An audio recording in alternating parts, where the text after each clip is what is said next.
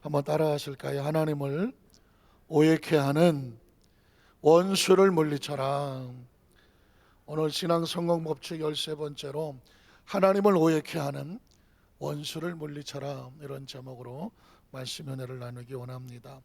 인생의 삶을 살아가면서 가장 힘들고 어려운 가슴 아픈 결과를 가져오는 것 중에 하나가 오해하는 것입니다. 사람과 사람 간에, 부부 간에, 형제 간에, 자매 간에, 공동체 안에 오해가 다가오면 그 결과는 끔찍하게 짝이 없습니다.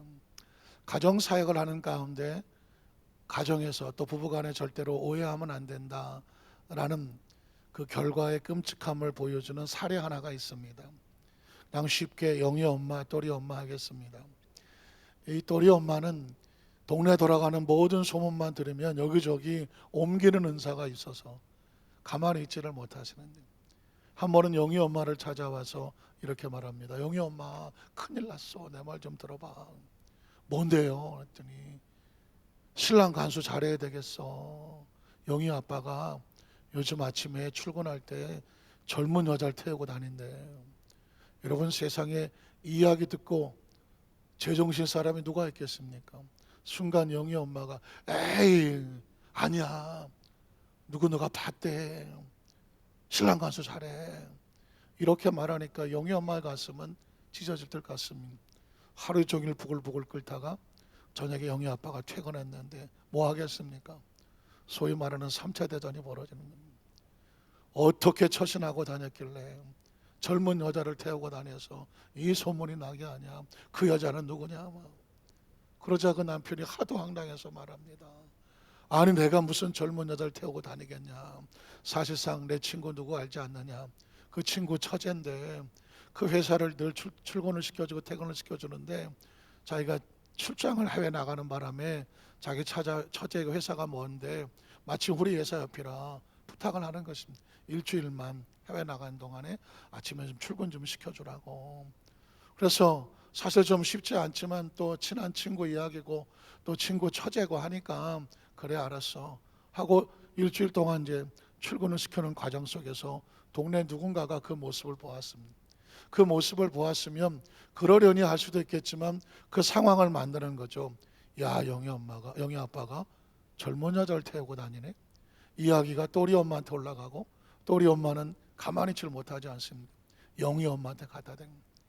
이 잘못된 상상 하나가 영희 엄마의 가슴에 들어오고 영희 아빠하고 3차 대전이 벌어져 밤새 싸우고 아침에 나서 또 한바탕 또 하고, 화가 나서 영희 아빠는 차를 몰고 튀어나간 거예요. 나간 지 얼마 안 돼서 또리 엄마한테 전화가 옵니다. 영희 엄마 큰일 났어. 영희 아빠가 지금 교통사고 났대. 뭐라고요? 쫓아나가 봤더니 영희 아빠 차가 골목에 나가는 그 전봇대를 들이받고 피투성이가 돼 쓰러져 있는 것이었습니다. 알고 봤더니 차가 급하게 내려오는 가운데 화가 나니까 막 급하게 내려요. 어린아이 하나가 골목에 튀어나오는데 그거를 피하다가 그냥 오른쪽에 있는 전봇대를 들이받는 것입니다. 이 상황 속에서 이 남편을 병원에 입원시켜 놓고 마침 해외 출장 들었던 친구도 오고 상황을 알아보니까 그 젊은 여자는 그 친구의 처제가 맞은 것이었습니다.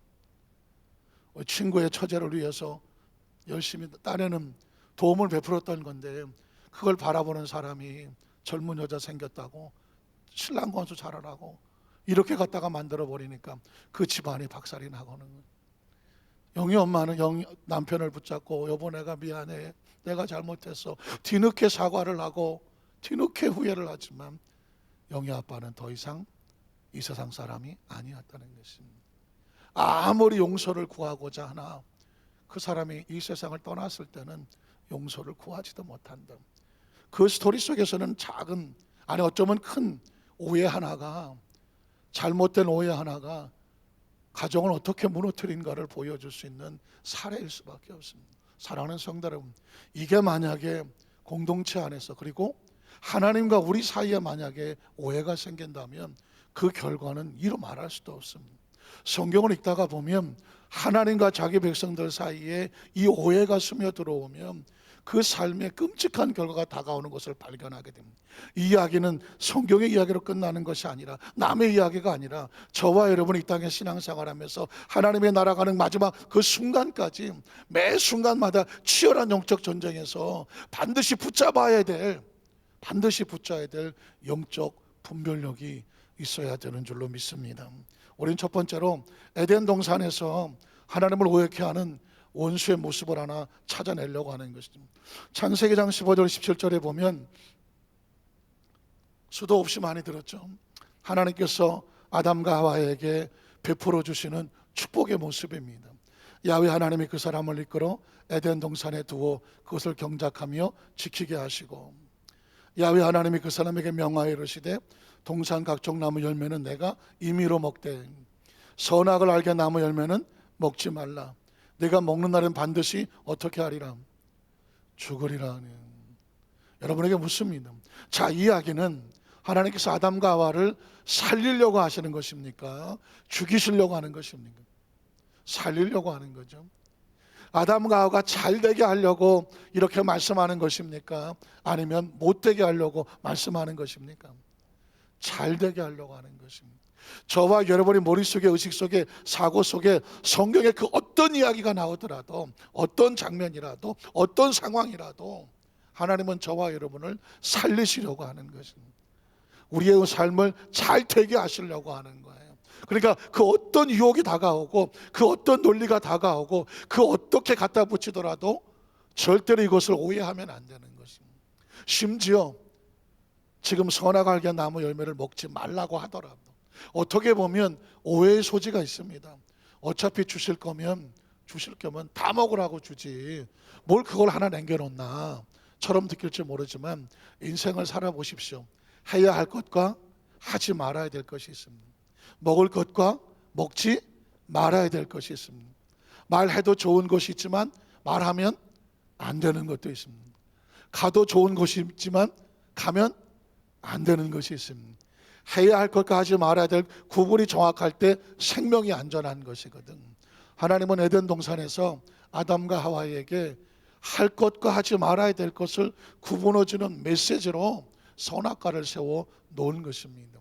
그런데 이것을 선의로 바라보면 나를 살리는 것이지만, 이것에 대한 서운함을 가지면 어떻게 될까요? 나도 생각지 못하는 하나님을 향한 오해를 하게 되는 것입니다. 저는 이야기를 가만히 생각하다가 저희 집 아이가 아주 어렸을 때 이빨 2개만 이렇게 있었을 때 뭐 돌이나 지났을까요? 얼마나 사고를 많이 치고 다닙니까? 그런데 저희 집 사람하고 제가 뭐 이제 저녁을 만들고 옆에 뭐 아이 뭐 우유병 이런 거 설거지하고 이러고 있는 사이에 아이가 조용한 거예요. 보통은 어디 가서 무너뜨리고 뭐 부수고 하지 않습니까? 그런데 조용해요. 그래서 지원이가 어디 갔나 했더니 어디 갔어요? 글쎄요. 이렇게 내려다봤더니 그 주방 옆에 조그만 플라스틱 쓰레기통 하나 있지 않습니까? 거기에 뭐 이것저것 버리기도 하는데 고기 쭈그리고 앉아갖고 뭘 하나 뜯어서 씹어 먹고 있는 거예요. 뭔가 하고 봤더니 일회용 김을 뜯으면 김을 빼내면 거기에 뭐가 있나요? 방부제가 있어요. 실리카 계열의 방부제가 있는데 그 안에 알갱이가 마치 반짝반짝 빛나니까 사탕같이 생겼잖아요. 이 이빨 2개밖에 없는 놈이 그걸 보는 순간 뭘로 바뀌었어요? 이게 웬 사탕이냐. 그걸 집어서 이빨 2개로 그거를 뜯어갖고 알갱이를 꾸역꾸역 집어넣고 있는 거예요. 그걸 보는 순간 제가 어떻게 했어요? 뭐 이것저것 볼 시간이 없어요. 쏜살같이 가서 애 모가지를 붙잡고 뒤로 제껴서 입을 열게 하고 손가락을 집어넣어서 뭐 이유 여유 설명할 틈이 없어요. 다 긁어내는 거예요. 걸리는 족족 다 걸려내는 거예요. 그랬더니 애는 뭐라고 말하겠습니까? 난리가 났습니다. 이 맛있는 사탕을 왜 못 먹게 하냐고요. 입을 안 벌리고 손가락을 깨물고 앙앙거리고 울고 불고. 제가 얘하고 좀 타협할 시간이 있나요? 타협할 시간 없어요. 어떻게든지 벌려서 하나라도 다 끄집어내야 돼요. 왜냐하면 애가 벌써 얼굴이 색깔이 보라색으로 변하기를 시작하더라고요. 그래갖고는 일단 다 끄집어냈어요. 근데 초보 아빠라서 내가 뭘 어떻게 할 줄을 몰라요. 그 당시에 제가 살던 아파트 1층에 지하 상가가 있었는데 그 상가에 약국이 있었어요. 쫓아내려가서 약사를 붙잡고 이 상황인데 어떻게 해야 되느냐고 그랬더니 그 약사가 하는 말이 방법이 없대. 무조건 물을 많이 먹여갖고 중화를 시켜야 돼. 해독을 시켜야 된다는 거예요.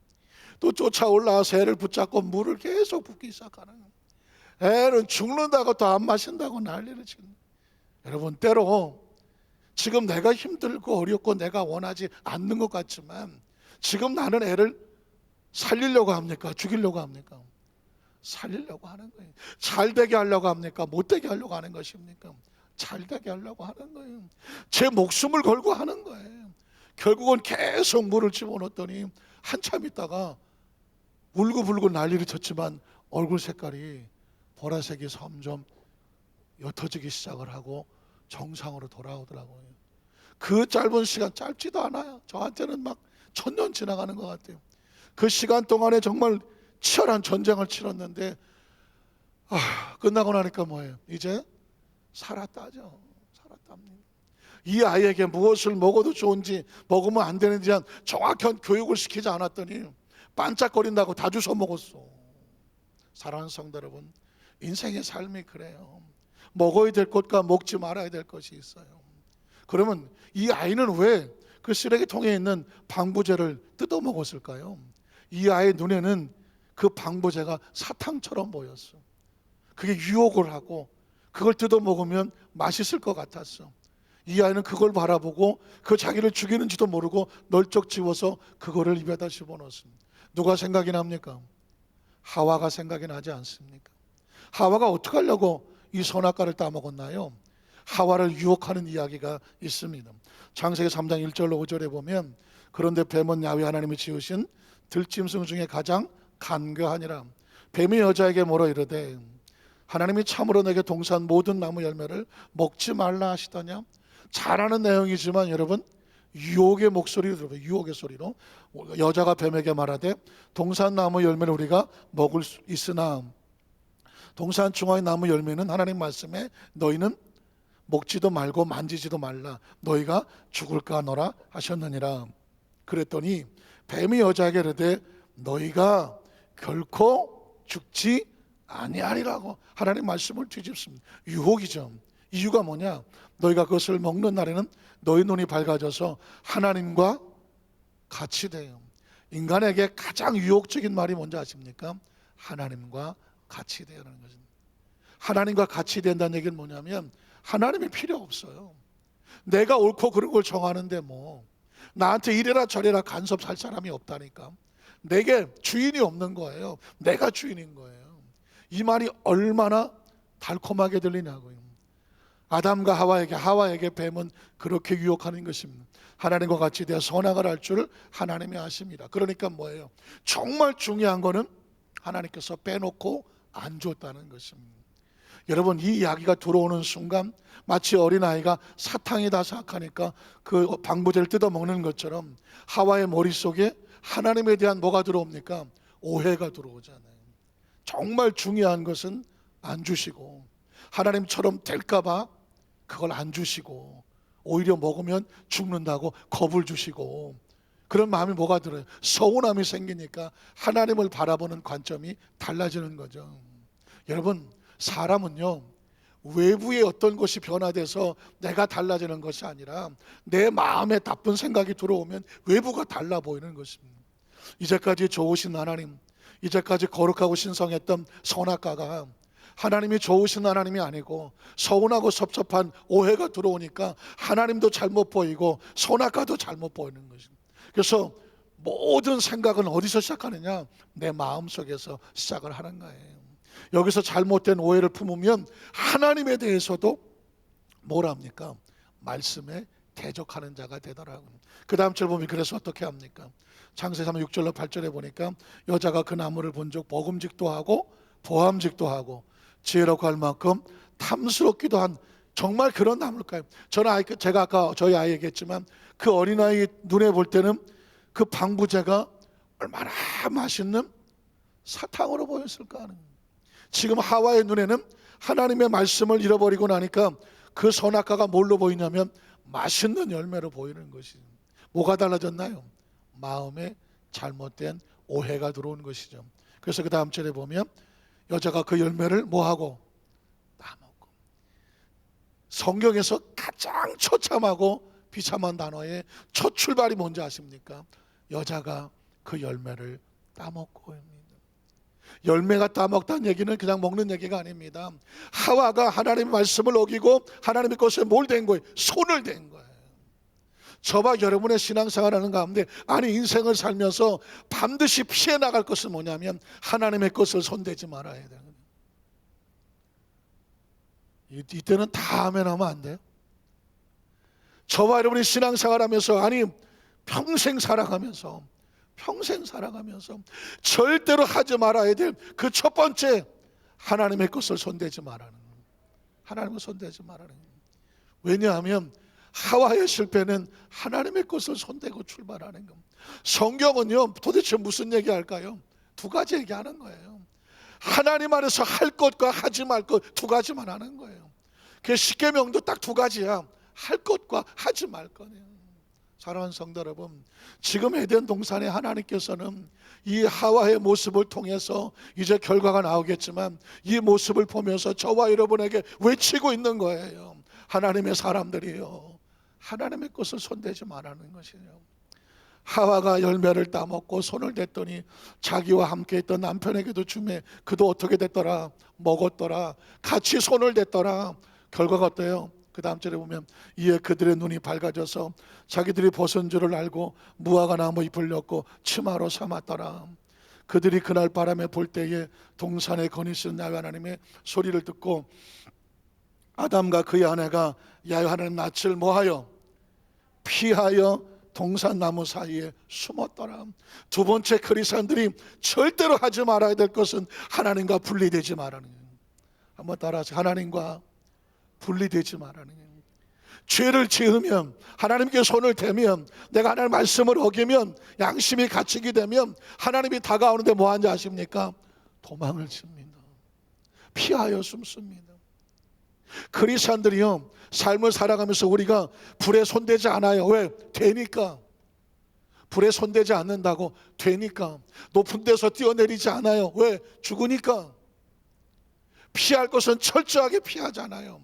신앙생활에 철저하게 피할 것, 하나님 것 손대지 아니하고, 그 다음에 어떻게 하나님과 관계가 떨어지지 않게 하고 하나님과 분리되지 않게 해야 돼요. 이 정도 괜찮겠죠? 이 정도 아니에요. 하나님과 분리되면 죽는다는 거예요. 아담과 하와는 안타깝게도 하나님이 다가오는데 어떻게 하냐면 피하여 숨을 수밖에 없는 처량하고 초라한 존재가 돼요. 왜 이렇게 하지 말라고 말하냐면 그 다음에 하나님의 절규가 들려. 절규가. 하나님의 사람이 하나님의 것을 손대고 하나님의 사람과 하나님이 분리가 돼버리면 하나님이 땅을 치면서 절규를 한다니까요. 구절을 볼까요? 하나님의 절규가 들려요. 야훼 하나님이 아담을 부르시며 그에게 이르시되 아담아 아담아 네가 어디 있느냐. 사랑하는 성도 여러분, 하나님은 저와 여러분 날마다 어디에 있는지 찾고 계시는 거예요. 확신하십니까? 오늘도 어디 가서 잘 있는지, 있어야 될 곳에 있는지, 가서는 안 될 곳에 가서 서성대고 있는 것은 아닌지, 손대지 말 것 손대고 있는 것은 아닌지, 하나님과 멀리 떨어져 어디 먼 데 가서 있는 것은 아닌지, 하나님은 자기 백성을 찾고 계시고요, 안전한 곳에 있을 때 비로소 하나님은 안심하시는 거고, 하나님의 사람들이 하나님이 찾는 곳에 있지 아니하고 저 나무 그늘 안에 숨어 있고 쭈삣거리고 있고 어디 가서 있어야 되고 있지 아니할 때 하나님의 가슴은 타는 거예요. 타는 거라고요. 성경은요 하나님의 심령으로 들어야 돼요. 야훼 하나님이 아담을 부르시며 그에게 이르시되 네가 어디 있느냐, 책을 읽는 게 아니라니까요. 하나님의 처절한 절규가 지금 이 시대 우리에게도 마찬가지. 아담을 찾으신 하나님이 저와 여러분도 찾고 계신다니까.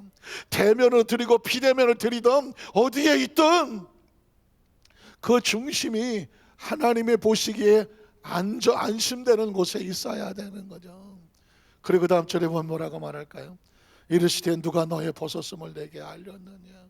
세상에 참 가슴 아픈 게 하나님의 사람들이 하나님의 그 원칙에서 벗어나서 하나님의 축복에서 벗어나서 헐벗고 앉아 있잖아. 영적으로 벗은 자가 되어져서 부끄럽고 수치스럽게 떨고 있잖아요. 하나님의 눈이 어떻게 보여요? 처절하게 보이냐. 네가 왜 그렇게 벗었은 걸 누가 알렸느냐. 내가 내게 먹지 말라고 그렇게 멍했는데 누가 그 열매를 먹으라고 너를 유혹했느냐. 너는 누구 말을 들었느냐. 17절로 19절에 보면 아담에게 이르시되 내가 내 말이 아닌 네 아내의 말을 듣고 내가 내게 먹지 말라 나무 열매를 먹었은즉 어떻게 돼요? 땅은 너로 말미암아 저주를 받고. 아담과 하와는 재수가 없는 게 아니에요. 팔자가 사나운 게 아니라니까. 내가 하나님과의 관계가 멀어지고 하나님을 잃어버리니까 내 주위의 모든 것이 하나님과의 축복으로부터 단절되는 거예요. 단절되는 거예요. 여러분, 인생은 하나님과 연결됐을 때 빛이 들어오는 것입니다. 제가 수도 없이 하지만 이 성전 안에 빛은 코드가 꽂혔기 때문에 불이 들어오는 거예요. 전구 하나하나가 자기들이 빛을 내는 게 아니고 코드가 꽂히고 스위치가 올라갔기 때문에 전류가 연결이 돼서 빛이 나는 거예요. 한 사람 한 사람은 하나님 나라의 전구와 같아요. 하나님의 코드가 꽂히고 하나님 축복이 흘러와도 스위치가 안 올라가면 빛이 안 올라가는 거예요. 그래서 하나님께서는 오늘 저와 여러분에게 네가 복 있는 사람이 되어지면 네 주위에 같이 복을 받고. 믿으십니까? 내가 복을 받을 사람이 아닌데 어딜 가서 복을 찾습니까? 안타깝지만 하나님은 이렇게 말씀하시는데 하나님은 감정과 기분으로 하지 않아요. 하나님은 원리와 원칙으로 하시는 것입니다. 한번 따라 하실까요? 하나님은 원리와 원칙으로 역사하신다. 누구든지 스위치를 내리면 다 어둠에 내려가는 것이고 누구든지 스위치를 올리면 빛이 임하는 것이죠. 하나님의 축복은 원리와 원칙입니다. 땅은 너로 말미암아 저주를 받고 너는 내 평생에 수고하여야 그 소산을 먹으리라. 땅이 내게 가시던 불가운 권기를 낼 것이라. 내가 먹을 것은 마치 채소인즉 내가 흙으로 돌아갈 때까지 얼굴에 땀을 흘려야 먹을 것을 먹으리니 내가 그곳에서 취함을 입었음이라. 너는 흙이니? 흙으로. 세상 세 번째 가장 처참한 단어가 뭐냐면 흙으로 돌아가는 것입니다. 저와 여러분 원래 지어질 때 흙으로 돌아갈 존재가 아니잖아요. 하나님이 생기를 주셨지, 형상과 모양을 주셨지, 하나님의 영을 주셨지, 하나님과 교통 교제할 수 있는 생명이 되었지, 하나님과 교통할 수 있는 그런 존재였는데, 영원히 살아가는 존재인데 하나님과 단절되고 나니까 영이 죽고 흙덩어리가 되어져서 흙으로 돌아가잖아. 그걸 찾아내기 위해서 오신 분이 바로 예수 그리스도거든요. 그를 믿는 자마다 멸망하지 아니하고 무엇을 얻어요? 영생을 얻게 하려 하시면 가장 빨리 회복해야 될 게 뭐냐? 영생을 회복해야 되는 것입니다. 오늘 이런 하나님의 축복된 존재가 이런 처참하게 무너져 버리는 이 상황에 깨달아야 될 것은 뭐냐면 하나, 오해가 이렇게 만들어서 오해. 하나님의 마음을 오해하면 그 어마어마한 축복도 한순간에 날아가는데, 그럼 우리가 어떻게 오해를 안 하느냐? 하나님과의 관계 속에서 오해를 일으키게 하는 것은 악한 영이에요. 악한 영이 있어요. 제가 의정부 성전에서 전도사를 할 때니까 88년도예요. 88년도인데 그때 제가 평생 제 마음속에 새겨두는 목회 원칙 하나를 발견을 했습니다. 그때 지역장님 한 분이 매일 와서 울어. 목사님, 우리 지역에 구역장이 한 분 계신데 그렇게 힘들게 한대. 사사건건 지역장이 뭘 하려고 하면 발목을 붙잡고 옆에서 그건 왜 하냐. 그러면 그러려니 했어. 그럴 때마다 우리 기도하고 갑시다 그랬어. 그런데 나중에는 뒤에서 계속 지역장이 뭐 사생활이 어쩌고 집안이 어떻고 계속 거짓말을 늘어내기 시작하는 겁니다. 계속 거짓말을 만들어서 이 지역장을 영적으로 죽이려고 하는 것입니다. 얘기를 듣다가 보니까 이건 더 이상은 안 되겠다 싶더라고요. 그래서 제가 뭘 하냐면 양쪽 얘기를 들어봐야 되겠다. 삼자대면. 한번 따라하실까요? 삼자대면. 저는 어떤 얘기를 들으면 아차 싶으면 아니다 싶으면 삼자대면에. 왜냐하면 한쪽 얘기만 들어갖고 모르겠더라고요. 그래서 그 지역장님을 데리고 우리 구역장님한테 갑시다. 구역장을 찾아갔어요. 가서 이제 뭐 잠깐 기도를 하고 구역장한테 지금 지역장님이 참 이런 것 때문에 많이 힘들어하는데 구역장님 어떻게 생각하세요? 그랬더니 구역장이 말씀하기를 전사님 전 그런 적 없어요. 제가 어떻게 그렇게 얘기하겠어요? 그러니까 정말 황당하지 않겠습니까? 그래서 지역장님은 그럼 이 이야기 어떻게 생각하십니까? 그랬더니 조목조목 자기가 들은 얘기를 했어요. 그랬더니 조금 있다가 구역장님이 눈물을 쭉 흘더니 전사님 죄송해요. 제가 너무 약올라서 그랬어요. 서운해서 그랬어요. 섭섭해서 그랬어요. 뭐가 그렇게 서운했냐 그랬더니 이 지역장은 나보다 나이도 어리고 신앙생활도 많이 안 하고 뒤늦게 왔는데 열심히 이렇게 해서 은혜 받아서 열심히 지역장을 하는데 나는 지금 여러 가지 여건이 어려워서 구역장도 제대로 못하고 있는데 저 지역장이 이렇게 열심히 하는 걸 보는데 마음에 시기가 생기더래. 서운함이 생기더래. 그리고 마음속에 자꾸 그 사람을 헐뜯고 싶은 마음이 생기더래. 처음엔 원망하고 불평을 했어요. 그런데 나중에 이러는 거예요. 전사님 그렇지 않아도 붙잡고 제가 가서 상담하려고 그랬는데요. 저 좀 위해서 기도해 주세요. 왜냐하면 제 입에서 입만 열면 거짓말이 나온대. 입만 열면 거짓말이 나온대. 그 지역장뿐만 아니라 누구든지 마저 입에서 거짓말이 뱅뱅 돌고 옆에서 자꾸 속살거리면서 야 너 거짓말해 오늘 또 거짓말해. 자꾸 마음에 충동을 주는데 이걸 막 안 하면 막 미칠 것 같대. 그래서 이제 자기가 깨달은 거예요. 처음엔 서운한 감정인 줄 알았는데 알고 보니까 내가 자꾸 이런 거짓말을 하다 보니까 악한 영이 들어와서 자기 속에서 운행하는 걸 알았어요. 전사님 저 기도해 주세요. 기도해 주세요. 갑자기 황당한 사건이 벌어졌잖아요. 이게 영적인 문제구나. 그래갖고는 지역장님하고 우리 그 구역장에서 저렇게 기도를 하죠. 이건 저 교구가 죽느냐 사느냐거든. 이거 지역이 죽느냐 사느냐고, 이 구역장이 죽느냐 사느냐거든. 특별히 방언으로 기도하고 축사하고 기도하는 한참을 막 울고 불고 난리를 치고 막 토하고 막 침을 뱉고 막 한참 있다가 그냥 욱하고 쓰러지더라고요. 그 구역장을 다시 세워서 이렇게 했더니 그때 얼굴이 편안해지면서 그 지역장님한테도 죄송하다고, 사실은 내가 처음에 서운한 마음으로 출발했지만 입에다 원망과 불평을 달고 살다 보니까 거짓말한 영이 들어와서 거짓말을 하고 싶지 않은데 계속 나오더래요. 사랑하는 성도 여러분, 왜 서로 이 공동체 안에 거짓한 영이 들어와서 서로 서운하고 섭섭하고 힘들게 만들까요? 무엇을 무너뜨리려고 하는가요? 하나님과의 관계를 무너뜨리려고 하는 것이. 그래서 그 이후로 저는 항상 이런 기도를 해죠. 한번 따라하실까요? 나사렛 예수님 이름 명령하노니 우리 공동체를 거짓되게 하고 낙심하게 하고 원망하게 하는 원수마귀야, 예수 이름으로 묶임받고 더나 갈치어다, 더나 갈치어다. 치열하게 마귀를 대적해야 돼요. 왜냐하면 이런 마음에 서운함이 생길 때, 섭섭함이 생길 때, 왠지 막 속상할 때, 내 입에서 원망과 불평이 나올 때 가만히 들어보면 내 속에 기분 나빠서가 아니야. 나를 충동질하고 해서 내 속에 악한 영이 들어와서 나를 충동시켜 내 속에 하나님과 관계를 무너뜨리려고 하는 것이야. 어느 날 내 마음에 서운함이 다가오고 힘이 빠지고 내가 이걸 해야 되나 말아야 되나 속상함이 다가올 때마다 여러분 영적으로 깨어서 마귀를 물리치고 하나님의 말씀은 절대로 오해하지 않는다. 끝까지 말씀 사명 붙잡기를 주님의 이름으로 축원합니다. 이건 오해된 동산으로 끝나지 않아요. 가나안 땅이라는 축복을 앞에 뒀을 때 반드시 마귀는 시험합니다. 어떤 큰 일을 앞들었을 때 마귀는 시험해요. 두 번째로 가나안 땅을 오해케 하는 원수의 모습입니다. 출애굽기 12장 50절로 51절에 보면 온 이스라엘 자손이 이와 같이 행하되 야훼께서 모세 아론에게 명령하신 대로 행하였으며 바로 그날에 야훼께서 이스라엘 자손을 그 무리대로 어디에서? 애굽 땅에서 인도하여 내셨더라. 여러분 신앙생활에 아주 중요한 동전의 앞뒷면이 있습니다. 하나는 뭐냐면 이스라엘 백성 애굽에서 건져냈잖아요.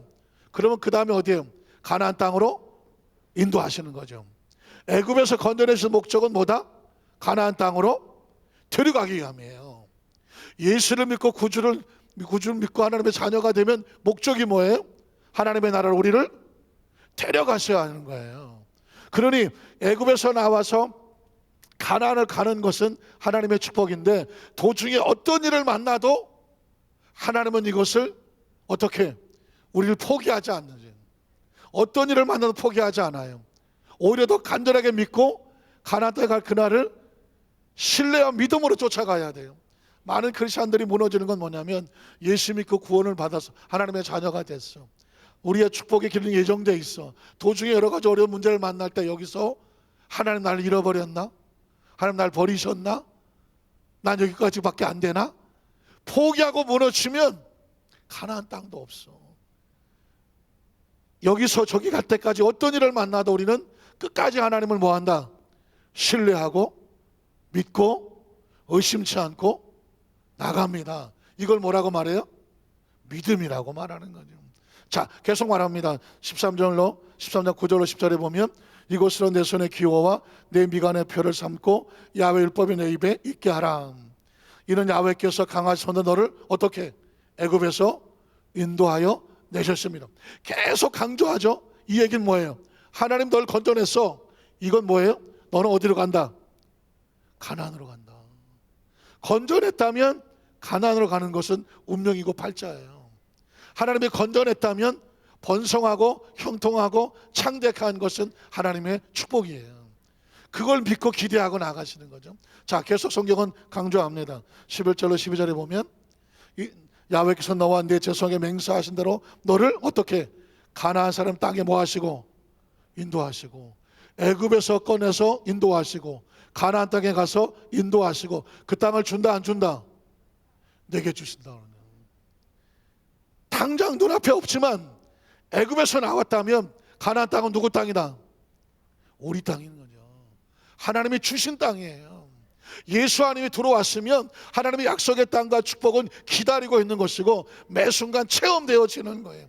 이게 하나님께서 우리에게 원하시는 거예요. 자, 그 다음 절에 보면 그래서 너는 태에서 처음 난 모든 것과 내게 있는 가축의 태에서 어떻게 해라? 처음 난 것을 다 구별하여 야훼께 돌리라. 수컷은 야훼의 것이니라. 그 다음 절도 갈게요. 그때 바로가 완악하여, 잘 보십시오. 그런데 어떤 문제가 생기냐면 애굽에서 나와서 가나안을 가는데 바로가 완악하여 우리를 보내지 아니하며 중간에 홍해수까지 따라올 거라고 얘기를 해요. 야훼께서 애굽 나라 가운데 처음 난 모든 곳을 사람의 장자로부터 가축의 처음 난 것까지 다 죽이셨으므로 태에서 처음 난 모든 수컷들은 내가 다 야훼께서 제사를 드려서 내 아들 중에 모든 처음 남자를 다 대속하리니 이것이 내 손의 기호와 내 미간의 표가 되리라. 이는 야훼께서 그 손의 권능으로 우리를 애굽에서 인도하여 내셨습니다. 계속 강조하죠. 계속 강조합니다. 이렇게 강조하는 건 뭐냐면 우리의 하나님 안에서의 운명이야. 하나님이 건져내셔서 어디로 인도한다? 가나안으로 인도한다. 도중에 어떤 일을 만나더라도 하나님 우리를 뭐하지 않는다? 포기하지 않는다. 그 어떤 일을 만나도 가나안에 가는 것을 방해하지 못한다. 이게 머릿속에 있어야 돼. 그러면 가다가 어떤 일을 만나더라도 절망, 좌절, 낙심이 될까요? 안 될까요? 안 되죠. 심지어 코로나라도 우리가 하나님께 나아가고 올바로 서서 하나님 의지하고 믿음으로 사명을 감당하는데 방해할 수 있다 없다? 방해할 수 없는 거예요. 왜? 우리는 반드시 이 과정을 거쳐서 들어가게 되어 있습니다. 자, 그 다음 절은 출애굽기 14장 10절 10절에 보면 바로가 가까웠죠. 바로가 오잖아요. 나왔는데 따라왔어. 그럼 어떻게 해야 돼? 하나님 말씀하신 것처럼 바로가 왔네? 따라왔지만 저건 나를 죽이고 절망시키려는 것이 아니라 하나님 영광이 드러낼 수 있는 표적이 되겠구나. 기대하고 기도하고 기다리죠. 그리스도는 문제를 만나면 절망하지 않습니다. 하나님의 기대와 기도와 기다림이 있는 것입니다. 자, 바로 가까이 올 때 이스라엘 자손의 눈을 들어본 즉 애굽 사람들이 자기들 뒤에 이른지라. 자, 이스라엘 자손은 어떻게 했나요? 기도하고 기대하고 기다렸나요? 이스라엘 자손이 심히 뭐하고 두려워하고 야훼께 뭐하고 부르짖고 그들이 또 모세에게 이르되 애굽에 매장지가 없어서 당신이 우리를 이끌어내어 이 광야에서 죽게 하느냐? 어찌하여 당신 우리를 애굽에서 이끌어내 우리에게 이같이 하느냐? 우리가 애굽에서 당신에게 이른 말이 이것이 아니냐? 이르기를 우리를 어떻게 해라? 내버려 두라. 우리가 애굽 사람을 섬길 것이라 하지 아니하더냐. 애굽 사람을 섬기는 것이 광야에서 죽는 것보다 낫겠다. 지금 이 사람들은 무슨 얘기하는 거예요? 하나님은 지금 이스라엘 백성들에게 애굽의 군대가 어떻게 죽는지, 어떻게 하는 심판을 받는지, 하나님의 영광이 어떻게 나타날지를 보여주시려고 하는데, 이스라엘 백성들은 지레 겁을 먹고 이 백성, 이 바로 군대에게 우리가 어떻게 여기서 죽게 됐다라고 곡소리를 하고 있는 거죠. 여러분, 이걸 신학에 뭐라고 말해요? 오해라고 말하는 것입니다. 저와 여러분에게 어떤 상황이 벌어지더라도 우리 하나님은 좋으신 하나님이에요. 합력하여 선을 이루어 주실 것. 그래서 기도하고 기다리라는 것입니다. 문득 그 생각이 납니다. 만에 하나 우리 집 아이가 세월이 지났어. 그걸 기억해내. 어느 날 우리 아빠가, 우리 아버지가 내가 어렸을 때 맛있는 사탕을 먹으려고 까먹고 있는데 갑자기 달려들어갖고 내 목을 잡고 입을 벌리고 손가락을 집어넣어서 그 사탕을 다 끄집어내더라. 나 그때 얼마나 서러웠는지 모른다. 그랬더니 좀 있더니 와갖고 아무 죄도 없는 나한테 입을 벌리라고 하더니 물을 막 주전자 물을 갖다가 붓더라. 나 그때 죽는 줄 알았다. 그리고 이제 와서 아버지 왜 나한테 그러셨어요? 라고 따지면 내가 뭐라 그래야 돼? 야 이놈아 너 살리려고 그런 거야. 그때 네 얼굴 어떻게 됐는지 알아? 보라색이었어. 중독이 돼갖고 독에 그대로 놔두면 너 죽었어. 너 살리려고 그러는 거야. 사랑하는 성도 여러분, 어떻게 생각하세요?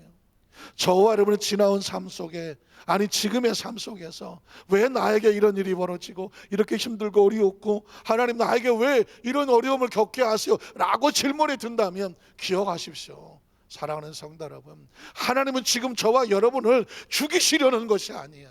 살리시려고 하는 것이고 하나님의 영광을 드러내려 하시는 거예요. 하나님을 경험하고 체험하게 하시려는 거예요. 그래서 크리스찬들은 이런 위기를 만날 때 어떻게 하느냐?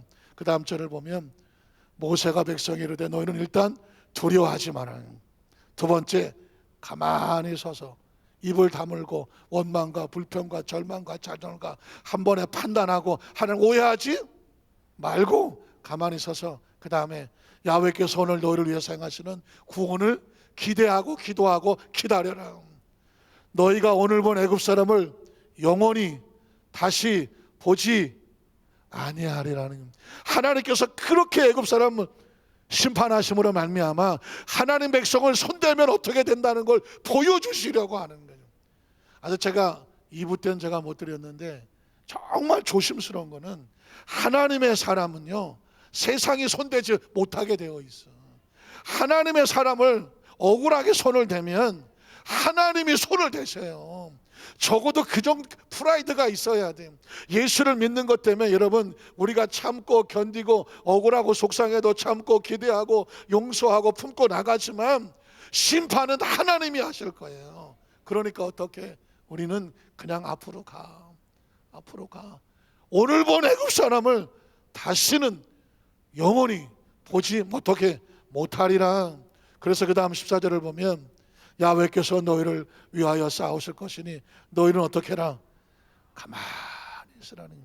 여기서 왜 가만히란 단어가 나왔을까요? 우리 마음에 절망하고 좌절하고 원망하고 싶고 불평하고 싶고 뭐 이러니 저러니 불안하고 초조하고 두렵고 떨리고 별의별 소리가 다 튀어나올 때 가만히 있어서 하나님을 오해하지 말고 끝까지 하나님께서 싸우실 것을 신뢰하시는 주의 백성이 되기를 주님의 이름으로 축원합니다. 그럼 마지막 세 번째, 하나님은 과연 약속을 지키셨을까요? 성경을 보니까 출애굽기 14장 15절로 16절에 야훼께서 모세에게 이르시되 너는 어찌하여 내게 부르짖느냐. 아마 모세도 어떤 일이 벌어질지를 몰랐던 것 같아요. 그래서 어떻게 하고 있는지 막 울고불고 있는 거죠. 이스라엘 자손에게 명령하여 앞으로 나아가게 하고 지팡이를 들고 손을 바다 위로 내밀어 그것이 뭐하게 해라? 갈라지게 하라. 이런 일이 벌어질 줄 누가 알았어? 모세도 몰랐어. 아무도 몰랐어. 때로 하나님께서는 모세 아냐 모세 할아버지도 모르고 이스라엘 백성 누구도 모르지만 이미 400년 전에 아브라함에게 말씀하실 때 홍해수 바닥에 돌을 깔아놓고 있었고 그것을 갈라지기 위해서 하나님은 다 준비하고 있었어요. 사랑하는 성도 여러분, 크리스찬은 이걸 믿는 거예요. 하나님 앞에서 예비된 도로, 예비된 축복을 믿으시기를 주의 이름으로 축원합니다. 그 다음 절 보면 그래서 이스라엘 조선이 바다 가운데서 어떻게 행하더라고요? 마른 땅으로 행할 줄을 누가 알았겠냐고요. 그것 때문에 우리는 끝까지 하나님을 신뢰하는 거죠. 그 다음 절 21절 23절을 보면 모세가 바다로 손을 내밀어 야훼께서 큰 동풍이 밤새도록 바닷물을 물러가게 하시니 물이 갈라져 바다가 마른 땅이 되었더라. 이스라엘 자손이 바다 가운데를 육지로 걸어가고 물은 그들의 좌우에 벽이 되니 애굽 사람들과 바로의 말들, 병거들과 그 마병들이 다 그들의 뒤를 추격하여 바다 가운데로 들어오는지라. 이유가 뭐예요? 여기서 이스라엘 백성들이 바로의 군대에게 홍해수 바다에 죽을까요? 죽지 않아요. 하나님은 다른 계획을 가지고 있죠. 24절 28절에 보면 새벽에 야훼께서 불과 구름 기둥 가운데서 애굽 군대를 보시고 애굽 군대를 어지럽게 하시고 그들의 병거 바퀴를 벗겨서 달리기가 어렵게 하시니 애굽 사람들이 이르되 뭐라고 말합니까? 이스라엘 앞에서 우리가 어떻게 하자? 도망하자. 여러분들을 쫓고 여러분을 고통스러워하고 절망하던 흑암의 원수의 세력들이 여러분들 앞에서 도망치시기를 주님의 이름으로 축원합니다. 이 바로의 군대는 도망하려고 온 사람들이야. 이스라엘 백성을 죽이려고 온 존재가 아니라니까. 야훼가 그들을 위해서 싸워 애굽 사람들을 치는도다. 야훼께서 모세에게 이르시되 내 손을 바다 위로 내밀어 물이 애굽 사람들과 그들의 병거들과 마병들 위에 다시 흐르게 하라 하시니 모세가 그 손을 바다 위로 내밀매 새벽이 되어 바다의 힘이 회복된지라. 애굽 사람들이 물을 거슬러 도망하나 야훼께서 애굽 사람들을 바다 가운데 엎으시니 물이 다시 흘러 병거들과 기병들을 덮되 그들의 뒤를 따라 바다에 들어간 바로의 군대를 다 덮으니 하나도 남지 아니하였더라. 이것 때문에 홍하수 갈라서 이스라엘 백성 지나가고 바로의 군대가 쫓아 들어왔지만 하나님은 이걸 보여주고 싶으셨던 거예요. 이게 먼 훗날 소문이 나서 이스라엘 백성이 여리고에 들어가서 거기 달려갔더니 여리고 성 사람들이 이 소문을 들었어. 이 소문을 듣고 이스라엘 군대가 들어온다고 말하니까 정신이 나갔고 간담이 녹았다고 말하는 거예요. 사랑하는 성도 여러분, 기억하십시오. 하나님의 사람들은 배후에 하나님의 스토리가 있는 거예요. 그 사람에게 하나님이 이렇게 하셨대. 세상이 두려워할 만한 하나님의 스토리가 여러분 속에 있기를 주님의 이름으로 축원합니다. 결국 29절 31절은 이스라엘 백성들이에요. 그러나 이스라엘 자손은 바다 가운데를 어떻게 행했고 육지로 행했고 물이 좌우에 벽이 되어 주었고 그날에 야훼께서 이같이 이스라엘 백성을 애굽 사람 손에서 구원하심에 이스라엘이 바닷가에서 애굽 사람들이 죽어 있는 것을 보았더라. 이스라엘이 야훼께서 애굽 사람들에게 행하신 그 큰 능력을 보았으므로 어떻게 됐을까요? 백성이 야훼를 경외하며 야훼와 그의 종 모세를 뭐 했더라? 믿었더라. 뒤집어 말하면 오해가 풀렸더라. 오해가 풀렸더라. 오해하면 죽고 오해가 풀리면 사는 거예요. 믿음은 딴 게 아니에요. 오해하지 않는 거예요. 그래서 뭐 남자들이 운동할 때 쓰는 말 가운데 야구는 9회 말, 확실히 여성 동지들은 잘 모르시는 거예요. 투아웃부터 뭐 이래갖고는 다 끝났다고 생각했는데 그 막판에 뒤집혀. 축구도 마찬가지예요. 5분 시작하고 5분 끝나기 전에 5분 전 하거든요. 이런 얘기는 뭐냐면 이제 다 끝났어 했는데 막판에 뒤집어 버려요. 이 이야기는 뭐냐면 끝날 때까지 몰라. 저와 여러분이 예수를 믿고 하나님의 자녀가 돼서 천국 근환갈까지 누가 마지막에 최고의 상급을 받게 될지는 아무도 몰라.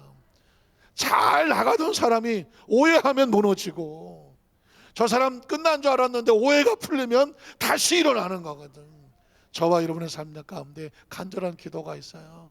천국 가는 그날까지 어떤 일이 있어도 어떤 방해가 있어도 오해하지 말고 오해의 배후에는 악한 영이 있음을 알고 그 귀신을 쫓아내고 다 믿었더라 그 믿음의 승리자가 되시기를 주님의 이름으로 축원합니다. 기도하겠습니다. 하나님 아버지 감사합니다.